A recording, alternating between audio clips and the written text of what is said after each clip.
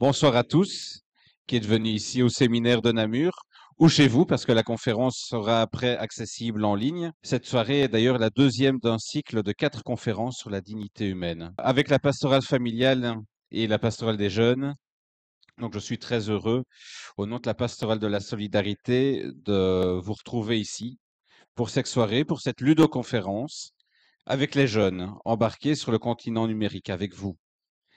Quelle place pour le numérique aujourd'hui? Cette question est centrale, tant pour vous que pour les familles. Et c'est pourquoi nous vous proposons de la travailler ce soir et ensemble. Et donc c'est pour ça que le format de cette conférence est différent de ce que nous proposons habituellement, mais c'est le moyen d'entrer dans le sujet en vous plongeant concrètement dans cet univers.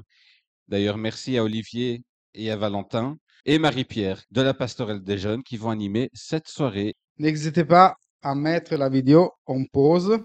Pour vous permettre de vivre au mieux cette ludoconférence en différé, des consignes particulières vous sont adressées. Elles seront chaque fois introduites par ce sigle pause. Et je vous invite à vous émousser bien. On laisse la parole à Olivier. Il y a une invitation au voyage avec 6 points pour voyager. La première chose, c'est vous inviter. Et puis, pour ce voyage-ci, comme pour n'importe quel voyage, il y a peut-être un moment donné où il faut préparer son sac. Il y a ma plus grande qui est en classe verte, il faut faire la valise et à un moment donné expliquer ce qu'il y a dans la valise. Donc il y a peut-être un moment où les plus aguerris d'entre vous vont se dire oui, ça je connais. Il y a peut-être, je ne sais pas s'il y avait un informaticien, on sait que Jean-Marc a un petit peu de bagage. Je ne sais pas où vous en êtes, ce sera aussi l'occasion de le découvrir. Mais en tout cas, on est tous confrontés au numérique, et donc on va essayer de se mettre plus ou moins à égalité. Et pour ça, c'est Marie-Pierre qui est l'élément neutre par rapport à la connaissance du numérique dans notre service. Comme ça, elle aura l'occasion de vulgariser. Et puis, si vous tapez le numérique, on tombe d'abord sur les écueils. Et donc, on a décidé de prendre le contre-pied, de se dire, et si finalement le numérique, c'était quand même pas génial? J'espère que vous avez quand même un peu cette attention-là, parce que vous êtes baigné dedans. Moi aussi, pour le coup, j'ai un métier, j'ai fait mes études en infographie. Alors, je ne suis pas un programmateur, je ne suis pas un informaticien, mais j'utilise le numérique tous les jours. Et donc, c'est vrai que quand on aborde les écueils du numérique, moi je dis, c'est mon outil de travail avant tout, et donc je les vois pas tellement. Et donc pouvoir se dire, plongeons-nous dans ce monde numérique avec bienveillance avant de noircir le tableau. Et le but n'est pas de voir tout en noir, mais quand même d'être un peu réaliste et donc se rendre compte que tout n'est pas tout rose. On connaît la situation géopolitique actuelle. Une fois qu'on a fait ces deux balances-là, comment avancer plus profondément? Et on vous mettra en action par table, évidemment, à ce moment-là notamment. Je ne sais pas si tout le monde connaît Minecraft. C'est peut-être la première question. Qui ne connaît pas Minecraft? Ah, il y a quand même Jean. En tout cas, on va se plonger dans ce petit jeu, mais qui peut commencer effectivement par un bloc. Et peut-être que le numérique, au départ, ça fait cet effet-là. En tout cas, au début, c'était quelque chose qui était réservé aux geeks, aux connaisseurs. Et puis l'invitation au voyage que je vous montre là, c'est se rendre compte que le continent numérique, il s'est quand même bien agrandi. Et puis, c'est plutôt pas mal, quoi. C'est plus juste une petite île peu accueillante réservée à quelques-uns. Il y a quand même tout un monde à explorer, tout un continent à explorer. Et donc, c'est ça. L'invitation au voyage, c'est se rendre compte que il y a quand même de belles terres à aller voir. Pour ça, toute une série de personnages qui vont nous accompagner, des adjuvants dans un récit. Et l'avantage du numérique, c'est qu'on peut aussi faire appel à des gens qui ne sont plus parmi nous. Donc, Michel Serres, écrivain, philosophe, historien, est décédé en 2019 et pourtant, il va nous inviter à nous mettre en route dans ce numérique avec une position. On s'est demandé, on n'est pas des experts du numérique, alors on s'est demandé, mais qu'est-ce qu'on veut voir avec vous? Fondamentalement, ce qu'on a envie en sortie de soirée, c'est que vous puissiez vous dire, je deviens actif dans le numérique. On a certainement tous un certain nombre d'activités passives par rapport au numérique, mais donc comment, en tant que chrétien, ou comment au moins dans mes activités chrétiennes, j'utilise le numérique de façon active. Et donc c'est l'invitation que Michel Serres nous fait ici. Ce que j'ai voulu montrer dans ce dessin, c'est que d'une certaine manière, il y a un nouveau monde qui apparaît. et que ce nouveau monde-là est quand même dominé par le codage. Alors on a pris 2 mains, comme dans le cas de Michel-Ange, et on les a entièrement codées. Ça fait faire voir que le nouveau monde est soumis au numérique en général.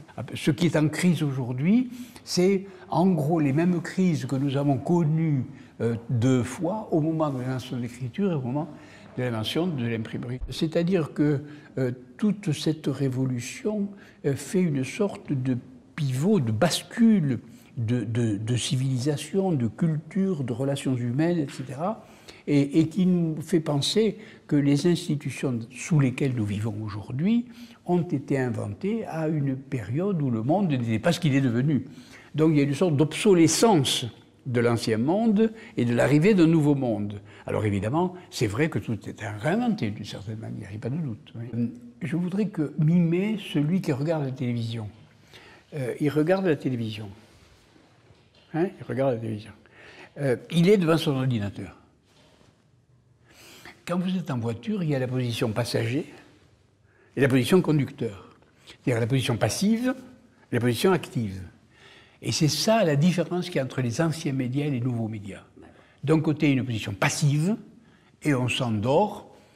On peut même devenir relativement stupide dans cette position-là. Quand vous êtes en position active, vous avez une chance de devenir intelligent. Vous voyez ce que je veux dire ? Michel Serres a beau ne pas être un digital native, il a une posture bienveillante par rapport au numérique. Donc c'est évidemment avec cette position-là qu'on se situe. Et puis il nous dit qu'on a une chance de devenir intelligent. Et donc c'est Marie-Pierre qui va nous aider à mettre les bases communes pour se préparer au voyage. Si vous souhaitez revivre cette animation au niveau local, vous pouvez demander un lien actif au service jeune. Pour votre visionnage, nous vous invitons simplement à mettre pause après l'énoncé de chaque question afin de prendre le temps d'y répondre. Entre les questions, on fera une petite pause pour voir s'il y en a beaucoup qui se sont trompés, expliquer un petit peu s'il faut. Attention, c'est parti. En binaire, combien font 10 plus 101 ? Voilà, super. Alors, je vous félicite parce que moi, j'avoue que c'est le truc que je comprends pas, quoi. Vraiment, là, j'ai dit à Olivier, sur ce truc-là, il faudra que tu expliques parce que moi, j'ai toujours pas pigé. Mais en fait, ce qu'il faut savoir, c'est que le langage binaire, c'est un langage informatique qui correspond à une réalité dans son écriture. Enfin, Olivier. Mais donc le but, effectivement, c'est pas que vous sachiez compter en binaire à la fin de la soirée. Donc c'est pas 10 et 101, c'est des 1 et des 0. Et donc l'idée, c'est de vous faire bien ancrer avec cette première question que le numérique, c'est d'abord du très matériel, c'est des 1 et des 0, soit sur un serveur, soit sur un disque ou des choses comme ça. Et donc c'est de se redire, il y a du très concret derrière ce dont on va parler, et on ne peut jamais dissocier le numérique du monde dans lequel on est plongé. Du plein et du vide. 3, c'est 1 et 2. C'est 4. C'est 1 fois 4, 0 fois 2, 0 fois 1. C'est plus clair que ça. Alors, facile. Facile. 1, 0, ça vaut 2. Et 1, 0, 1. C'est 1 fois 1 plus 1 fois 4, ça fait 5. Ça fait 7. Il y a quand même au moins un qui sait compter en binaire dans la salle. Heureusement, on n'est pas obligé de faire ces additions et ces comptes en langage binaire. C'est qui les bégox ? C'est vous. Ah, bravo. Qu'est-ce qu'une bulle de filtre ? L'enfermement intellectuel dû à des propositions conformes à sa pensée, une sélection d'informations en ligne pour garantir la diversité d'opinions, une protection pour isoler les objets fragiles lors de leur transport, une séparation automatique entre contenu populaire et moins populaire. Alors, une seule bonne réponse. Alors, qui a bien répondu ? Une bulle de filtre. C'est une expression pour faire comprendre que quand on va sur Internet, les choix qu'on fait de regarder ceci ou cela, eh bien, Internet l'enregistre et va nous nous proposer des contenus qui ressemblent à ça. Il se dit non, parce que c'est par des statistiques, donc il ne pense pas. Mais statistiquement, il pense ça va lui plaire, parce qu'elle a déjà regardé ça. Donc, on va finalement nous enfermer dans des contenus qui se ressemblent.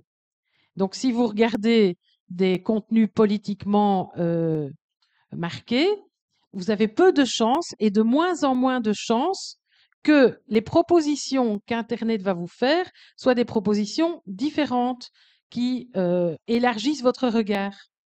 Donc, en fait, il vaut mieux le savoir pour pouvoir essayer d'aller voir de soi-même d'autres choses pour avoir un regard plus large. Parce que si on se contente de regarder ce que Google va nous proposer, ou enfin le web, quoi, on va regarder toujours les mêmes choses. On va regarder toujours des gens qui nous disent un peu la même chose. C'est ça qu'on essaye de briser quand on a conscience de ça. Que produit l'intelligence artificielle? Est-ce qu'elle produit de l'intelligence, des intentions, des statistiques ou de la conscience? Des statistiques.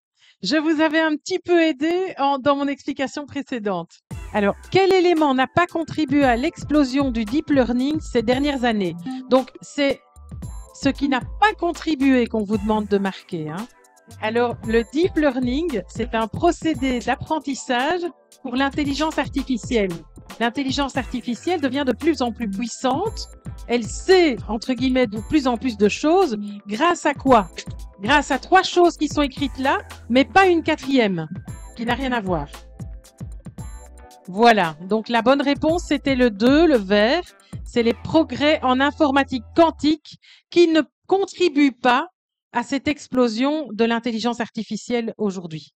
Là aussi, peu importe que vous sachiez ce qui a permis l'explosion de l'intelligence artificielle, la question c'est de se dire il y a quand même des lames de fond en jeu, et donc se dire qu'il y a du budget, il y a de la recherche, donc c'est pas que ça advient parce que c'était le moment. À un moment donné, il y a des gens qui ont mis le paquet là-dessus, et donc il y a une vraie volonté politique, et donc se rendre compte dans quel projet aussi on se trouve, dans quelle idéologie on se trouve, ça vaut la peine de décoder. C'est un vrai sujet de géopolitique. Il y a de l'argent là-dessus, c'est de nouveau du très très concret.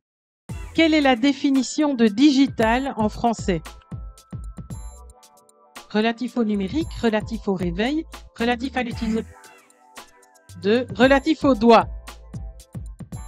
Voilà. Alors, on comprend tout à fait l'erreur. Parce que, en fait, à l'origine, ça vient de l'anglais. Et la traduction n'a pas été faite vraiment, en fait.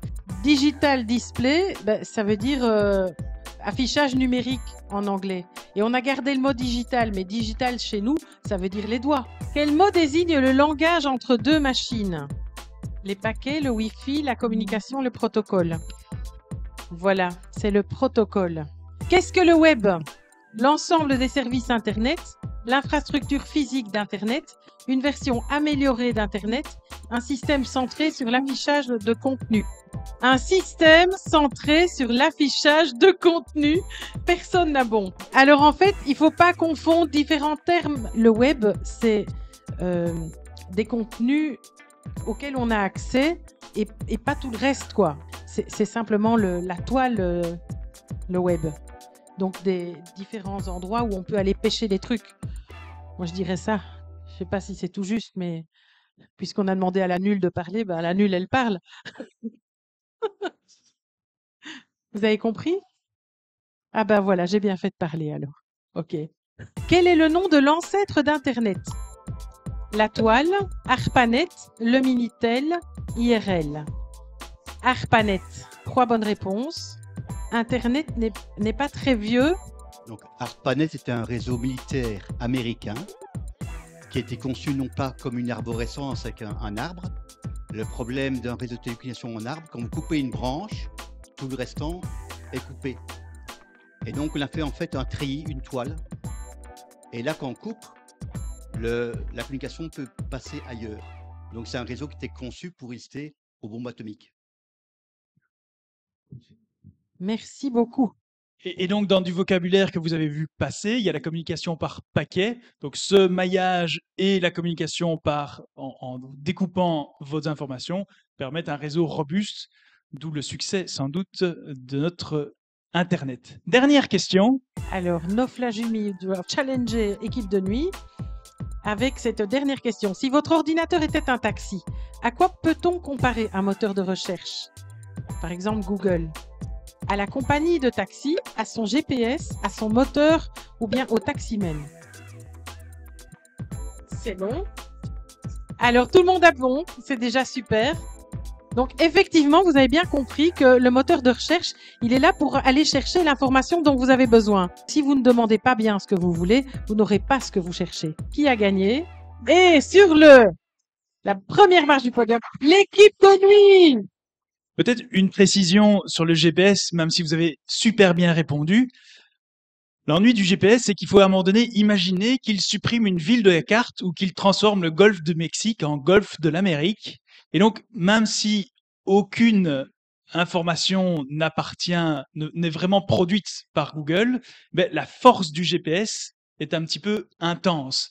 Donc, il faut aussi bien choisir son GPS, puisque je pense que c'est pas très très vieux. Si vous allez sous Google Maps maintenant, vous avez droit à un golfe de l'Amérique à la place du golfe du Mexique. En tout cas, les deux noms sont indiqués. Donc, la force quand même des moteurs de recherche, surtout quand la géopolitique s'en mêle. Ce qui nous permet de faire une transition. Benjamin Bayard va nous servir de passeur entre les deux continents. Le continent du réel, le continent du numérique, et j'appuie un petit peu sur le fait qu'on parle bien de continent et pas de monde numérique, parce qu'on a un monde, on vit dans un monde, et le numérique n'est pas en dehors de celui-ci. Je l'ai déjà dit une fois, mais donc le numérique, il fait vraiment partie de notre monde, et donc Benjamin Bayard, en tant que passeur, va nous redire à quel point la géopolitique ou l'économie peut être intimement liée avec ce qu'on fait du numérique. Tu vois comment l'avenir?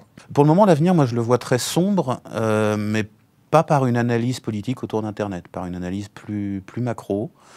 C'est des trucs bébêtes, si tu veux. C'est de la politique à dessous. La montée de la misère fait toujours une montée de l'extrême droite, toujours. C'est le cas pendant la crise de 29, et puis ça se termine pas très bien dans les années 30. C'est le cas en ce moment. C'est le cas à chaque fois que tu as une montée de la misère, et que tu as des formes assez extrêmes de misère qui se développent. Ça crée des tensions et des angoisses dans la société, et ça fait monter l'extrême droite. Parce que ça fait monter la haine de l'autre. En ce moment, en France, tu as des formes de misère assez extrêmes qui sont développées, assez fortes. Des gens qui n'arrivent pas à s'en sortir. Ce qu'on appelle les travailleurs pauvres, par exemple, c'est un vrai problème. Des gens qui ont un boulot, qui ont un salaire, et qui dorment dans leur voiture. Ça, c'est un problème. Des travailleurs pauvres ou esclaves? Les esclaves, ils dormaient dans un lit, figure-toi. Ils dormaient pas dans leur bagnole. Donc certes, ils sont pas esclaves, ils ont le droit d'aller voter pour choisir un président qu'ils n'ont pas le choix. Mais ils dorment dans leur bagnole, ils dorment pas dans un lit. Ils dorment même pas dans un dortoir. Donc esclave, c'est pas le bon mot. Et à l'heure actuelle, rien ne laisse penser que le gouvernement va traiter le problème de misère galopante. Donc rien ne laisse penser que l'extrême droite va reculer. Et les gens se radicalisent sur Internet. Ça te fait penser à quoi? C'est parfaitement vrai. C'est parfaitement vrai. Les gens se radicalisent sur Internet. Les gens draguent sur Internet aussi. Les gens baisent sur Internet. Les gens font tout sur Internet. Donc en fait, les gens qui se radicalisent, ils se radicalisent dans le monde dans lequel ils vivent. Au 19e siècle, ils se radicalisaient au bistrot. Au 20e siècle, ils se radicalisaient dans des manifs. Ils se radicalisaient à la télé. Ils se radicalisaient en écoutant les discours des politiques et en se disant que c'était des mensonges. Maintenant, ils se radicalisent sur Internet, mais tout se fait sur Internet. Donc en fait, ça, c'est une non-déclaration. Question d'Internet. C'est possible de préserver sa vie privée sur Internet quand Non. on n'a pas de connaissances techniques pour utiliser les outils préconisés, entre guillemets, VPN, proxy, etc. Non. Non? Non. Mais même avec les outils, c'est pas possible. Clairement, c'est compliqué, ouais. Non, mais même avec les outils, c'est pas possible. Il y a des choses qui n'ont pas de sens. Je te donne deux exemples très bêtes. Tu veux utiliser un site de rencontre pour draguer. Bon. Un show ou un... Qu'importe. Ouais. Si sur ton profil, tu mets ton vrai âge et une photo de toi et ton vrai prénom, t'es pas tellement anonyme, quoi. Je veux dire, À part le nom de ton patron, il manque pas grand-chose. Bon. Et je te parle d'un service relativement accessoire, mais déjà, tu n'es pas tellement anonyme. Et en fait, si sur ton profil, tu mets pas ta photo, tu perds 90% des contacts potentiels. Bon. Parce que les gens ne savent pas à qui ils parlent. Typiquement, tu décides que tu veux être un peu protégé, mais tu utilises Twitter. Bah oui, mais toutes les données qu'a Twitter, il les a quand même. C'est ton compte sur lequel tu as tweeté telle et telle chose, tu as liké telle et telle chose, tu as passé tant de temps à regarder telle pub et ils le savent. Enfin, toutes ces infos-là, même si tu passes par des proxys et des machins, ils ont. Donc, en fait, tu peux pas protéger ta vie privée. Et c'est pas forcément souhaitable de le faire. La vraie question, elle est duale. C'est d'abord, quelles informations ils collectent à ton insu. Ça, c'est très embêtant. C'est-à-dire typiquement le petit like Facebook que tu vois en bas de tous les articles de blog, de tous les articles de presse, etc. Lui, il permet à Facebook, même si tu n'as pas de compte chez eux, de savoir ce que tu as vu, quand, à quelle heure, etc. etc. Ce que tu vas voir après. Ce que tu verras après, et du coup, de faire du profiling, de regarder, il a regardé un article sur ça, puis un article sur ça, donc du coup, c'est probablement un mec blanc dans la trentaine, instruit, avec tel niveau de revenu. Enfin, ils savent te profiler très très vite à partir de tes lectures, même s'ils n'ont pas ta page Facebook derrière, hein. Donc même avec une navigation privée... T'y crois vraiment l'authentification par habitude? Oui, bien sûr. C'est un cauchemar, ça. Bien sûr, mais ils n'ont pas besoin de t'identifier exactement, parce qu'ils s'en foutent. Ils veulent pas avoir ton nom, ton prénom, ton adresse. Ils s'en cognent de ça. Ils voient à peu près à quelle catégorie socio-professionnelle t'appartiens. Du coup, tu es encore un peu jeune pour qu'on te propose les couches seniors. Hein, t'es un peu vieux pour qu'on te propose les bouquins pour réviser le bac. Tu vois, et du coup, ils ciblent très vite en termes de marketing. Ils voient bien si t'es plutôt dans les très pauvres au RSA et à galérer en fin de mois, ou si t'es plutôt du genre à te dire que ça fait 3 ans que t'as pas changé de BM et il faudrait que t'en achètes une autre. Une question d'Internet. Quels sont les risques à venir? À venir, ils sont pas à venir en fait. Ils sont pas à venir du tout, ils sont réels et ils sont en ce moment. Il y a une volonté très forte de tous les gouvernements occidentaux de surveiller leur population. C'est compréhensible. Comment expliquer ça facilement? Internet est le signe du fait que le monde est en train de changer. Souvent en conférence, je raconte ça. Je raconte longuement, pendant 1 à 2 heures de conférence, ce qu'Internet change dans la société. Le fait que le fait d'avoir un réseau de télécommunications électroniques met à plat les rapports sociaux, permet aux gens de s'exprimer ce qu'ils ne pouvaient pas faire avant. Je veux dire, t'aurais pas pu tenir une chaîne de télé avant. Pas de chaîne de télé. Bah, tu tiens une chaîne YouTube sur laquelle tu interviews des gens. Tu pouvais pas faire ça. Tu n'aurais pas pu faire ça avant Internet. Parce qu'on t'aurait pas laissé faire. Oui. Tu faisais de la radio parce que c'était de la radio pirate. Exactement. Mais tu vois, ça, c'était pas possible avant Internet. Et ça, en fait, ça change les structures de la société. Et quand je présente ça en conférence, en fait, tu as l'idée Internet change le monde. Et ça, c'est une idée fausse, parce que c'est une idée dans laquelle tu imagines, il y a une société, elle est là, puis elle va bien, elle fait sa vie, tranquillou, elle est sortie du 19e siècle, elle invente la télé, la radio, tout ça. Belle société, hein, replète et tout. Et puis on pose un Internet dessus, et puis ça la déforme, et ça la change. Oui, mais c'est qui le « on » de l'extérieur qui pose Internet sur le monde pour le changer? Alors, soit tu acceptes l'hypothèse divine. Moi, j'aime bien. Non. Et on dit que Internet est l'outil envoyé par Dieu aux hommes pour les rendre meilleurs. Moi, je veux bien l'hypothèse divine, je la trouve cool. Ou bien, tu n'acceptes pas cette hypothèse-là, et tu dis que c'est pas extérieur. Et que donc Internet est l'outil dont nos sociétés se sont dotées pour pouvoir changer. Et en fait, quand une société change, il y a un risque que les puissants ne soient plus les mêmes. Et donc les puissants d'avant ont envie de le rester. Et s'opposent au changement et ont peur du changement. Et ce genre de crainte-là, ça se traduit toujours par le fait que les puissants ont peur du peuple parce qu'ils ne comprennent pas. Et qu'ils ont peur de perdre le pouvoir. On fait quoi pour les aider? Bah, y a une des solutions traditionnelles en France qui est de les décapiter. Je suis pas spécialement fan parce que ça se termine pas très bien, enfin c'est le truc pas cool. Ou bien le changement se fait en douceur, c'est-à-dire que le monde se réforme et change, sans forcément finir en guerre civile, sans forcément finir dans un bain de sang, juste le monde change. Il y a un réel, et on va pas se mentir, le réel, notamment avec ce qu'on peut voir en géopolitique internationale, n'est pas toujours joyeux et le numérique est le reflet d'un monde qui change. Alors, on va garder, ou plutôt, on va prendre plutôt la direction de l'utopie. Et si le numérique était l'avenir radieux de l'humanité, permettant une humanité renouvelée en pleine reconnexion avec elle-même?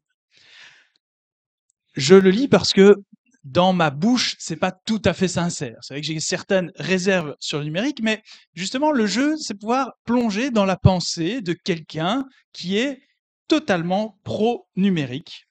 Le contexte de la vidéo, il faut vous le redire aussi. Ce contexte, ce sont des gens convaincus. Donc ici, Emmanuel Duez va s'adresser à des entrepreneurs souvent du numérique. Un milieu, ma foi, fort intellectuel et parfois un peu condescendant vis-à-vis des gens dont ils ont la charge. Toujours est-il que l'idée, c'est de faire une rencontre de quelqu'un qui est hyper pro-numérique. Alors, peu importe quelque part le contenu, je vous invite à en faire un peu abstraction. Ce que je vous invite à faire, c'est à trouver des qualités à cette personne-là.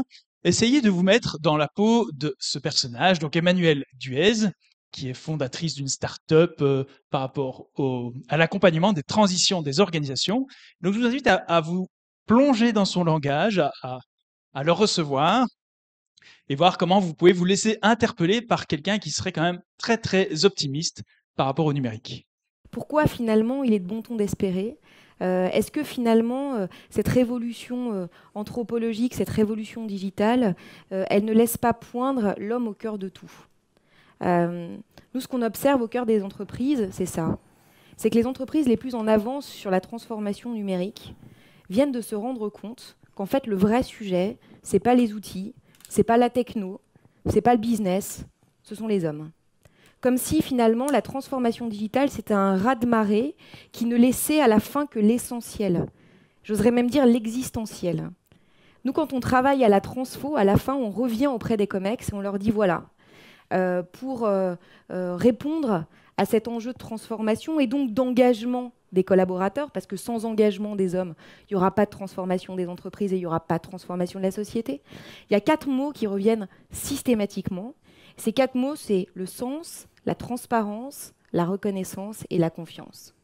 Et là, on a des COMEX qui sont complètement abasourdis et qui nous disent « Rendez-moi les euros que je vous ai donnés parce que nous, on voulait un truc 1000.0, hyper novateur, très disruptif. » On leur a dit « Désolé, en fait. Pour engager des gens, il faut un projet qui fasse sens. Il faut leur faire confiance, donc partager le pouvoir. Il faut de la transparence, de l'information. Il faut une symétrie entre dedans et dehors, ce que Pierre Everdy appelle l'éthique, l'esthétique du dedans. Il faut de la reconnaissance. Il faut aimer les autres. C'est la conséquence, pareil, d'une étude au sein de la Marine nationale où la conclusion en une phrase, c'est commander, c'est aimer. Sinon, ça ne marche pas.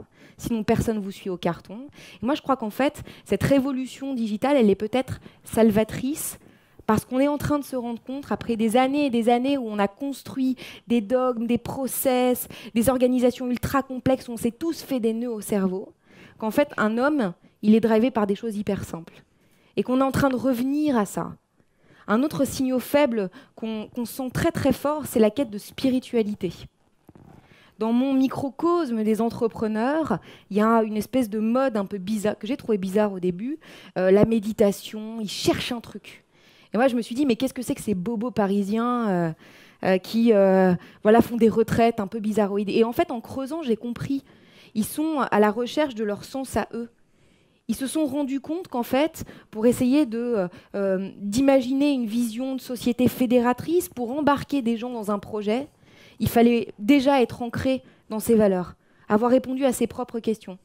Et j'ai compris que ça s'appelait la spiritualité, ça, et que ça n'a pas grand-chose à voir finalement avec la religion, qui est le véhicule qui habille cette quête de spiritualité. La spiritualité, c'est pas digital. La spiritualité, c'est fondamental, c'est vital. Du coup, ma conclusion à moi, c'est que finalement, la révolution digitale, c'est 2 choses. C'est la responsabilité qu'on va devoir prendre, inéluctable, parce que dans un monde postmoderne, cette société, on va devoir l'écrire.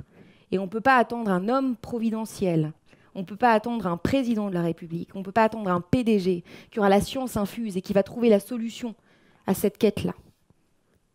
la responsabilité et la spiritualité au sens ancrage personnel pour trouver ses réponses avant de pouvoir en proposer aux autres. Pour moi, c'est ça le digital, en fait. La transition digitale, c'est la spiritualité. Je ne trouve toujours pas très bien le lien qu'elle a fait, mais on va continuer à se plonger dans cette pensée-là avec un petit jeu. Donc, qui sont les habitants du numérique? Mais donc voilà, vous avez entendu ce discours, en tout cas plein de vocabulaire qui se voulait digital, numérique. Je ne sais pas comment vous le recevez. On aura sans doute l'occasion d'en discuter tout à l'heure. Mais donc, peu importe la compréhension que vous avez eue de ce que Emmanuel Duez a pu raconter, c'est un petit bout d'une interview parmi d'autres, mais donc plongez-vous dans cette utopie, cet optimisme sans borne quelque part. Enfin, la question par rapport à cette vidéo, c'est donc trouver les qualités des habitants du numérique. Et alors, pour corser un peu le tout, et pour faire un jeu de mots de geek, il faut écrire en C. Donc, juste, il faut des qualités qui commencent par C. OK? Donc, je ne sais pas si Jean-Marc a pigé le jeu de mots ou pas, mais c'est le seul ou pas, tu crois? Vous avez pour ça 2 ou 3 minutes pour écrire toutes des qualités des habitants du continent numérique et des qualités qui commencent par C. Prenez vous aussi le temps de faire cette activité. Nous vous invitons à trouver au moins 5 mots avant de reprendre la vidéo. Vous pouvez vous faire un petit décompte, il reste 10 secondes pour découvrir ensemble les qualités des habitants. Voilà donc les mots qui se mettent en avant. Eh bien, c'est très bien de compter sur l'intelligence collective, puisque les mots qui ressortent en premier sont effectivement ceux de la génération C. Alors, je peux vous dire, les officiels, on met connectivité, communication, collaboration, créativité et contenu. Est-ce que vous vous retrouvez dans ces qualités-là? Alors, il y a clown aussi, c'est peut-être moins. Mais globalement, sinon, effectivement, on peut quand même, je pense, porter un regard bienveillant sur les utilisateurs, sur les habitants du monde numérique, et quand même se redire, à titre individuel, le numérique nous permet quand même beaucoup de belles choses. On l'a expérimenté pendant la crise du Covid aussi. Et donc, c'est au niveau méta, il y a peut-être des écueils sur lesquels on va arriver tout de suite, mais si on prend les habitants du numérique les uns à côté des autres, eh bien, il y a quand même beaucoup de qualités sur lesquelles on peut s'appuyer. Toutes ces qualités-ci, elles vous concernent et concernent ceux qui utilisent habituellement le numérique. On va arriver malheureusement aux écueils. Alors, dans Minecraft, pour celui qui ne connaît pas, dans Minecraft, on peut créer plein de choses le jour, et puis il y a quand même une face sombre du monde. Et donc cette face sombre du monde, cet aspect jour et puis nuit, on ne va évidemment pas l'occulter. Petit jeu donc, si vous avez un smartphone ou un papier, on va écouter la première partie d'une vidéo d'une série qui s'appelle DataGull, qui va nous fournir un certain nombre d'informations à une vitesse phénoménale. Je vous invite donc à noter tous les écueils d'Internet que vous allez pouvoir référencer. Donc, s'il y a un smartphone, ça peut aller. Si vous avez du papier, ça marche aussi. Et donc, le premier extrait de la vidéo dure 4 minutes. Et je vous invite donc à noter le plus possible de ces écueils d'Internet qui nous sont présentés. Donc, les dérives, les dangers d'Internet. Je pense que vous pouvez au moins en trouver 10 par table sans aucun souci. Pour des raisons de droit d'auteur, nous ne pouvons pas vous mettre l'extrait de la vidéo. Vous êtes donc invité à aller le regarder sur YouTube.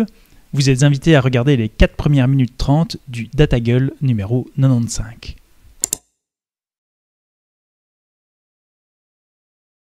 Vous avez promis un flot d'informations. On va essayer de faire un peu le tri, du coup, maintenant. On a en fait 4 colonnes dont le nom n'est pas encore noté. C'est un nom qui commencera par C également.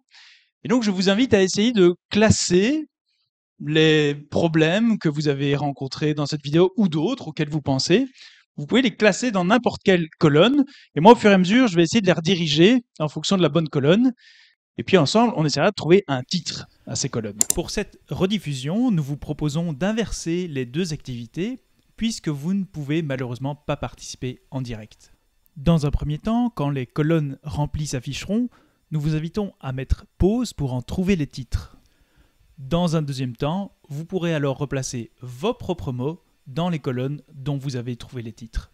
Est-ce que vous avez des propositions de titres pour les colonnes que nous avons là? Contenu, pour laquelle? La première, très bien, c'est bien ça. Il y a beaucoup de choses qui sont dans des conséquences. En tout cas, dans l'ordre de la conséquence, il y a plutôt quelque chose à chercher dans la troisième colonne. Marie-Pierre dit criminel dans la deuxième. Oui, compulsif, tu disais. Pour laquelle alors? Pour la 3, je vais prendre compulsif. En fait, c'est tout ce qui est à rapport à notre comportement, comment Internet va modifier notre comportement. Et donc, c'est effectivement parfois quelque chose de compulsif. Donc, c'est comportement. Quelque chose de criminel dans la deuxième. Alors, effectivement, la deuxième implique un contact réel. Et donc, on met dans contact et le risque notamment de pédopornographie, d'usurpation d'identité, de cyberharcèlement. Tout ça, c'est dans une catégorie qu'on va nommer contact. Et la dernière catégorie, oui, c'est ça, on pourrait le traduire comme ça, mais donc c'est le contrat, effectivement, en français, ce qui, à un moment donné, on parlait des dark patterns, ce qui, à un moment donné, va nous conduire là où on ne veut pas, mais de façon contractuelle. Pour rappel, vous êtes maintenant invité à remplir les colonnes avec vos propres mots découverts pendant la vidéo. Peut-être que la troisième est particulièrement remplie, mais donc, oui, la troisième est particulièrement remplie, mais donc, effectivement, c'est celle qui nous affecte en premier. Normalement, à l'âge ici de l'Assemblée, on est plus attentif pour ne pas se laisser avoir par tout ce qui est contrat et contact. Peut-être que le problème, c'est pour les plus jeunes. Au début des chats, ma copine de l'époque a quand même rencontré un prédateur sexuel. Il y a eu quelques mois de chat avant de se rendre compte que ce gars était particulièrement mal intentionné. Et donc ça, c'est peut-être un public qui est plus jeune. Et par contre, les questions des contrats, Dieu sait que notamment le phishing par mail, quand on n'est pas bien averti des usages sur Internet, on aurait tendance à se laisser avoir. Et donc, vous avez manifestement bon âge pour que ce soit surtout la colonne 3 qui vous parle particulièrement. Je vous invite simplement à y être attentif. Les titres des colonnes, je ne les ai pas inventés.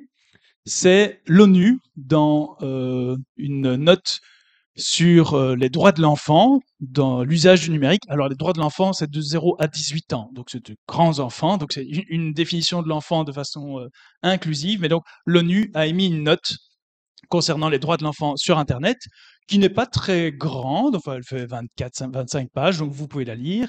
Et donc, cette note reprend notamment ces 4 écueils du numérique. Que faire avec tout ça maintenant? Peut-être se permettre une digression sur l'espoir, c'est le thème de l'année jubilaire. En philosophie, l'espoir suppose 2 choses. Il suppose un ancrage dans le réel. On ne peut espérer quelque chose que s'il y a un minimum de chances qu'il advienne. Espérer que Internet résolve tous nos problèmes, peut-être pas exactement, et donc pouvoir fonder nos espoirs sur du concret. Sinon, c'est de l'optimisme béat. Et donc, il y a peut-être quelque chose à construire dans le concret avec le numérique. La deuxième chose, c'est que l'espoir suppose une mise en action. Il faut avoir fait tout notre possible pour pouvoir s'arrêter et espérer que ça advienne. Si vous n'avez pas étudié vos examens, vous pouvez toujours espérer réussir. Ça n'est pas de l'ordre de l'espoir. Si vous êtes ancré dans le réel, que vous avez étudié correctement, ni trop peu, vous pouvez alors espérer avoir une bonne note, espérer réussir. 2 conditions à l'espoir. Et donc, c'est là que nous allons écouter quelque chose de plus espérant, me semble-t-il, à la suite de la vidéo de DataGull où il nous donne tous les aspects négatifs. Eh bien, il y a une interview de la chargée de relations publiques à Framasoft, qui est donc open source. Une invitation peut-être à vous plonger dans un numérique. Alors, je ne sais pas à quel point vous êtes plongé ou pas dans le numérique, mais donc dans un numérique où on reprend les droits.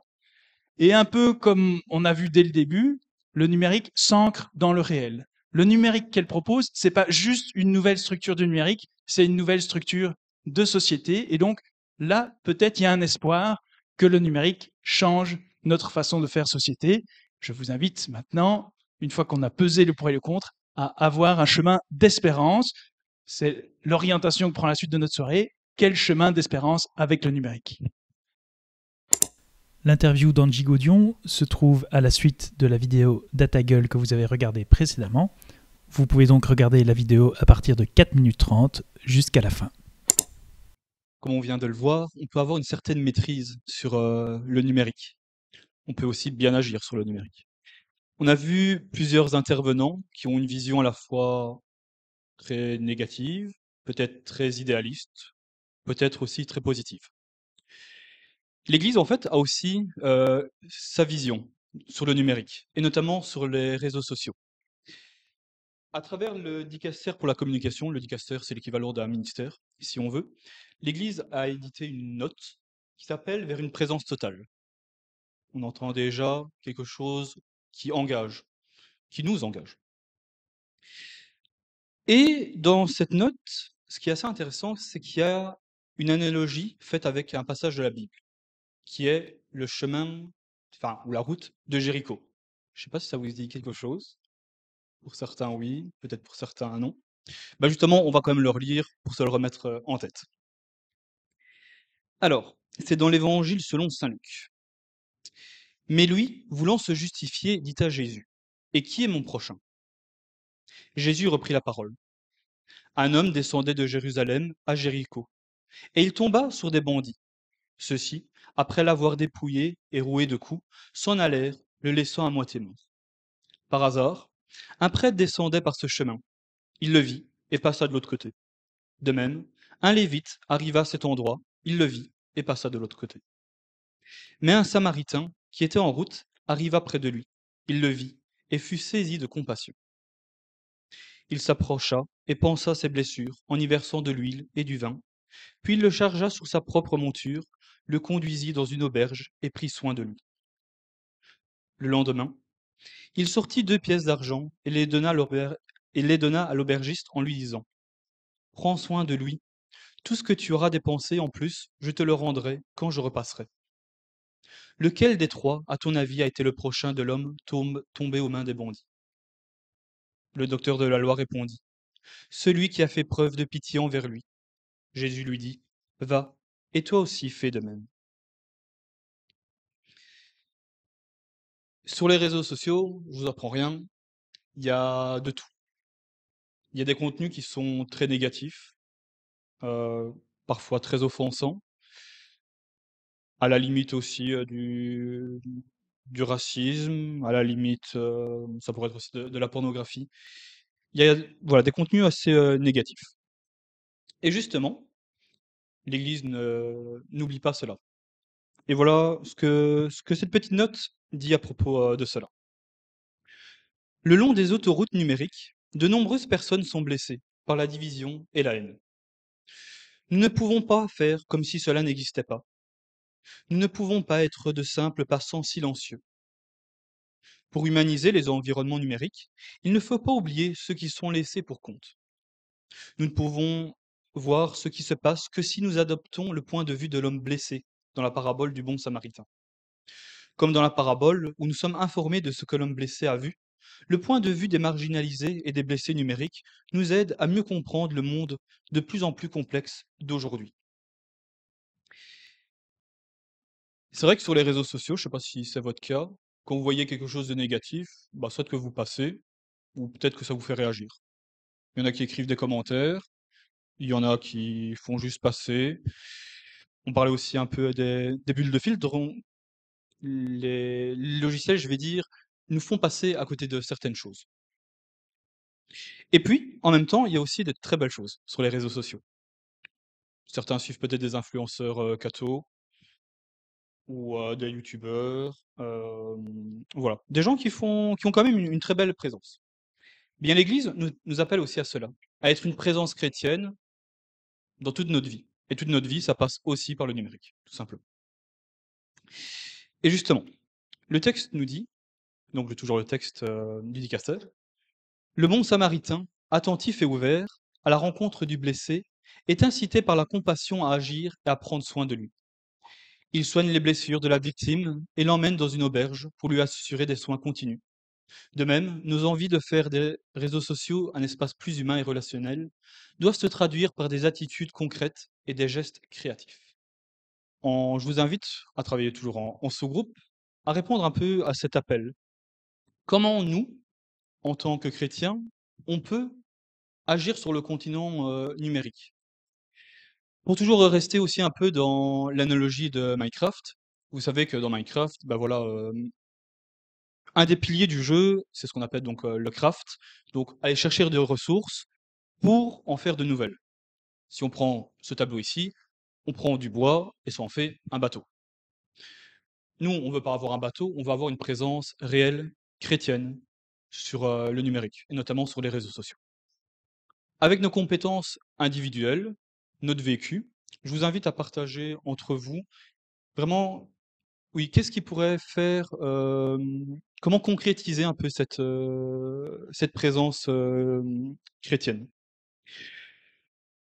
Et si possible, peut-être que ça viendra dans les échanges, avoir un impact dans le concret. L'Église insiste fortement là-dessus. Prenez peut-être un temps pour lister vos compétences individuelles. Je prends un exemple, on travaille avec Michael pour faire des vidéos, mais Michael passe bien en vidéo. Et puis, il y en a un autre qui filme bien, et puis il y en a un autre qui fait bien notre truc. Et donc, on n'est pas tous bons dans le numérique, mais on a tous des compétences. Et donc, prenez le temps de voir les compétences que vous avez. Et donc, il y a peut-être des compétences qui ne servent pas directement pour le numérique, mais quand vous les assemblez toutes ensemble, ça fait un truc bien. Et donc, c'est vraiment l'idée du Minecraft. En un, vous avez des compétences, quelles sont-elles? En deux, comment on pourrait les assembler? Et en trois, pour construire quoi? Quel impact dans le réel?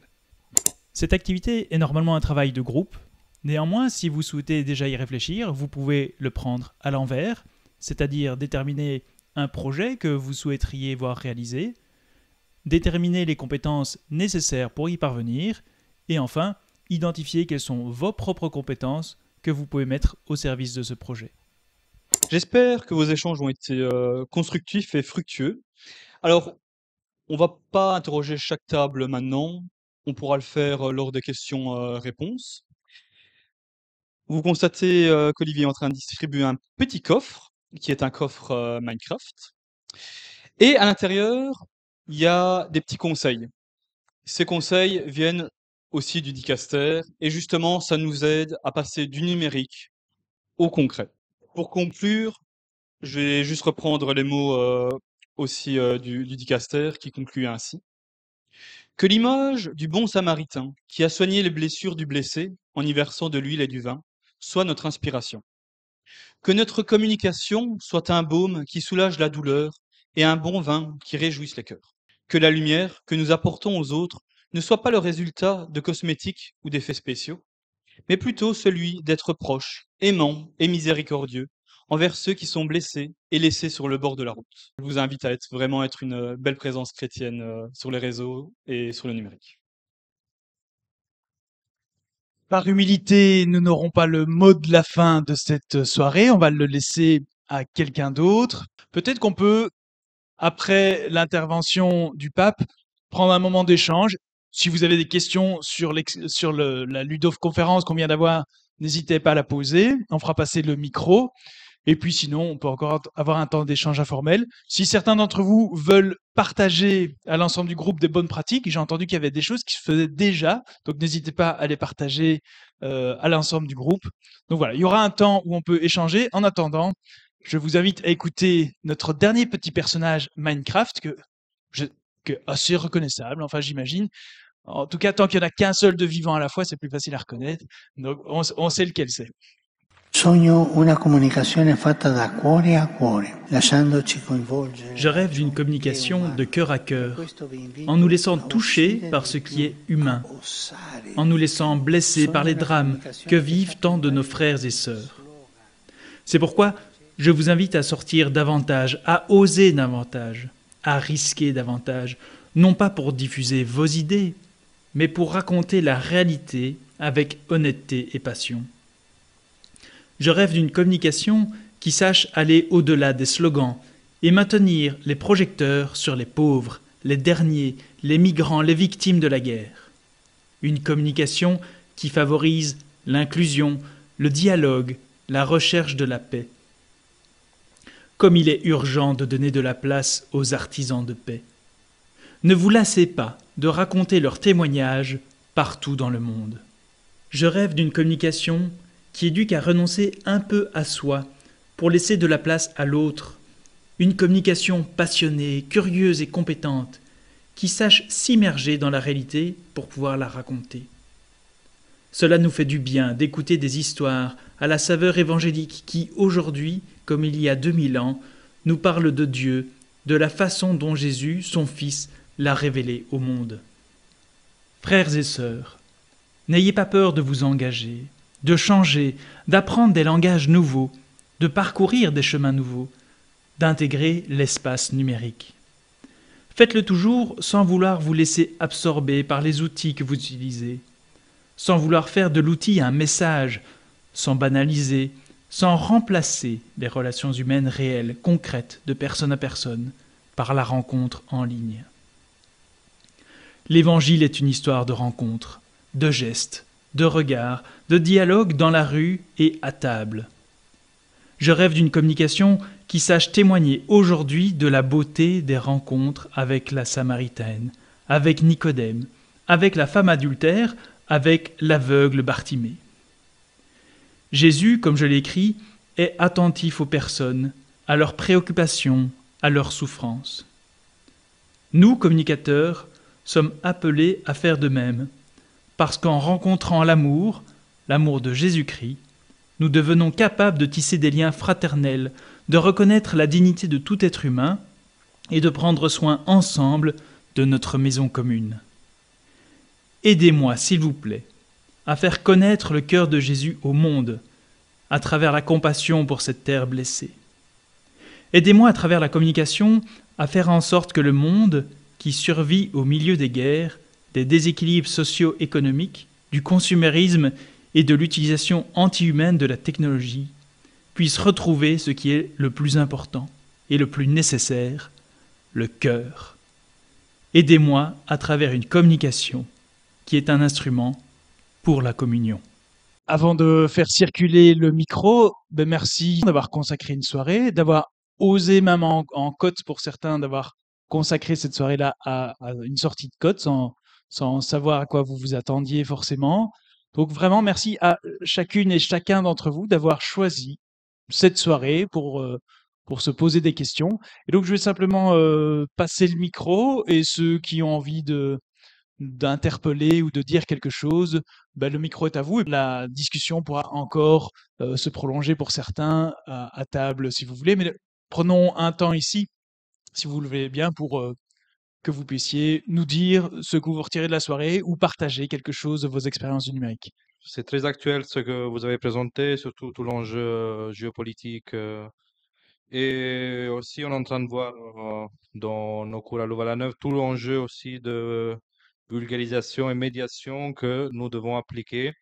Et le fait d'appliquer ça au christianisme, je trouve que c'est très intéressant vu que dans tout ce qui est médiation et vulgarisation, il y a l'humain qui est en jeu et l'appliquant avec des valeurs chrétiennes, ça peut aider la société à mieux comprendre le sujet et ce que c'est vraiment Internet. Donc voilà. Moi, juste une chose, c'est aussi, je vais rejoindre parce que c'est très intéressant parce que d'habitude, en tout cas, moi, on m'a tout le temps présenté les réseaux sociaux ou enfin tout ce qu'on utilise sur Internet comme quelque chose de mal. Il y a que le mal, on a vu aussi les mauvaises conséquences et tout. Mais là, enfin, en tout cas, moi, j'ai compris aussi qu'on peut faire tellement de choses bien. On en a parlé. On peut faire, par exemple, moi, je disais on peut poster des choses, par exemple, moi j'utilise beaucoup Instagram, et du coup sur Instagram, on peut poster, je sais pas, des passages de la Bible, ou sinon ma maman, vu qu'elle est assistante paroissiale, elle, elle a Facebook et donc elle partage beaucoup de choses qu'on fait à l'église, et donc je trouve que il y a beaucoup d'aspects positifs sur les réseaux sociaux et c'est bien ici j'ai appris beaucoup de choses, même pendant le caout. C'est très intéressant. Bon, j'avais 2 choses.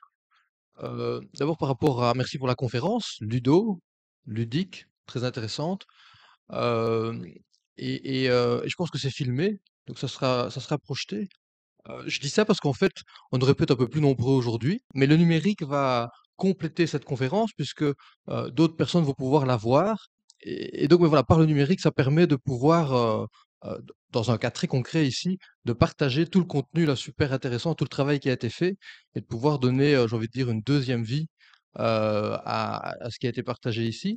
La deuxième chose, moi j'ai un peu un rêve, on n'est pas très nombreux, mais quand même quelques intervenants, importants. Il y a la communication qui est là, parce que c'est eux qui filment.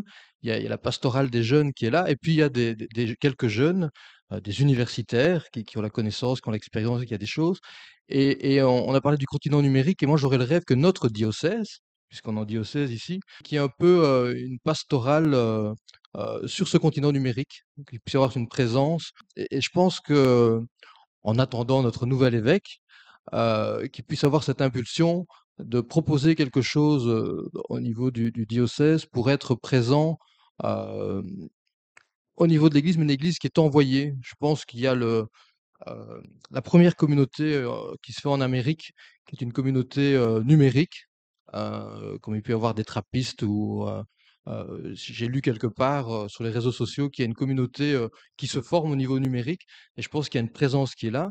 Même si dans notre groupe, on a partagé que, la plupart font plutôt le choix du présentiel, de l'importance du présentiel, l'importance de se préserver, de ne pas prendre le risque, d'être blessé, d'avoir tout ce côté négatif qui est là, du mal dans les commentaires, c'est pas toujours évident, mais de pouvoir, avoir une réflexion au sein de notre diocèse, notre église, pour pouvoir avoir une présence, réelle, comme on l'a dit, au milieu de ça et par les jeunes, donc je m'adresse aux jeunes là qui sont là, de pouvoir apporter, vos connaissances et vos qualités pour, apporter quelque chose de constructif et de positif, sur ce nouveau continent.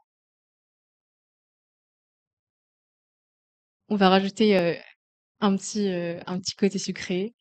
Je voulais vous remercier pour, le temps que vous avez pris pour nous, votre énergie et pour, tout votre travail. J'imagine que ce PowerPoint, ça a dû, être réfléchi, travaillé en amont et donc, merci d'avoir pris ce temps pour la jeunesse, pour partager, différents sujets, j'imagine, qui vous préoccupent. Ça nous touche et tous les petits détails aussi, le fait, d'avoir passé un moment, de qualité au préalable. Voilà. Merci à tous et à toutes pour être là. Et merci au service jeune, Olivier et à tous les autres pour avoir animé ce soir la conférence. Et on entre toujours dans le cadre d'un cycle de conférences organisé en partenariat avec Pastoral Familial et Service de Solidarité. À qui regardera la vidéo par Internet et à vous que vous êtes venus ici, merci à tous, bonne soirée. Alors, c'était pas dans le texte, mais je me permets de rajouter, puisque c'est vraiment dans le sujet. Donc, on a pensé ce cycle de conférences depuis l'année passée également en version numérique, donc accessible sur YouTube. Donc, vous pouvez aller regarder les conférences précédentes. Ça nous a paru essentiel. Pourquoi? Parce que le diocèse est grand et que si on s'adresse à des familles, honnêtement, le lundi soir à 20h, c'est moyen pour les inviter, hein. On a des retours par ailleurs qui nous disent, s'il n'y avait pas cette version en ligne, nous, on ne pourrait pas avoir accès aux conférences. Donc voilà, c'est vraiment un lieu d'évangélisation très concret. C'est de rejoindre les familles grâce au numérique, mais ça n'empêche pas qu'elles peuvent venir ici. Continuons l'échange autour d'un bon verre et merci beaucoup. Bonne soirée.